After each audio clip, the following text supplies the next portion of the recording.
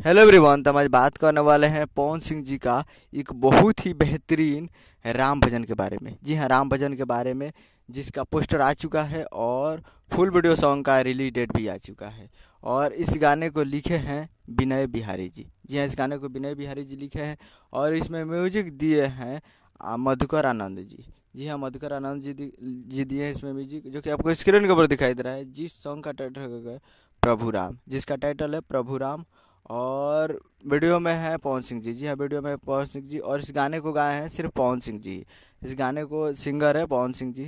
तो बहुत ही बेहतरीन सॉन्ग है और ये आज सुबह सुबह ही ये फुल वीडियो सॉन्ग को रिलीज कर दिया गया है। जी हाँ, इस गाने को रिलीज कर दिया गया है माँ Amba films Bhojpuri YouTube channel पे। तो आप लोग अभी तक इस गाने को नहीं देखे हैं तो जाइए और जाकर माँ Amba films present Bhojpuri YouTube channel पे फुल वीडियो सॉन्ग को जाकर आप देख सकते हैं, जो कि काफ़ी बेहतरीन सॉन्ग है। तो आज सुबह सुबह रिलीज हो चुका है।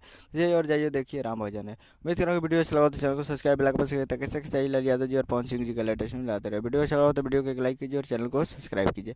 मिलते हैं अगले वीडियो में। जय हिंद, जय भोजपुरी।